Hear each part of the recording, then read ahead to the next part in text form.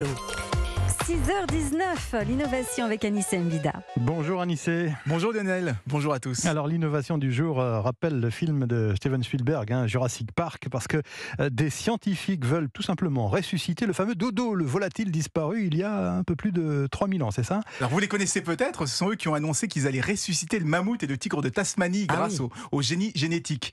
Alors à l'époque ils passaient un peu pour des farfelus, mais désormais ils ont reçu un financement de plus de 150 millions d'euros, c'est-à-dire beaucoup plus que les instituts et les associations de préservation des animaux.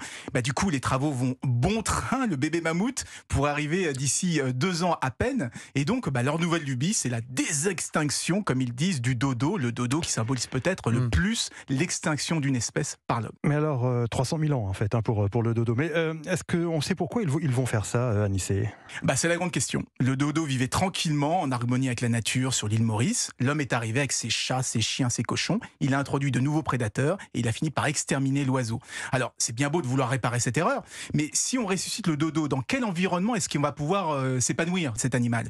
Même chose pour le mammouth laineux. Quel intérêt de le ramener à la vie alors qu'on est en plein réchauffement climatique? En tout cas, on leur a posé la question et selon eux, c'est avant tout pour faire progresser la science, pour améliorer nos connaissances du monde animal.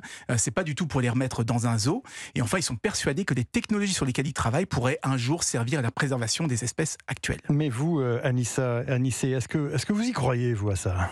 Avec les scientifiques, c'est toujours un peu la même rengaine. Alors c'est vrai qu'il y a beaucoup d'avancées scientifiques qui se sont faites grâce à des recherches qui n'avaient rien à voir avec le sujet de départ.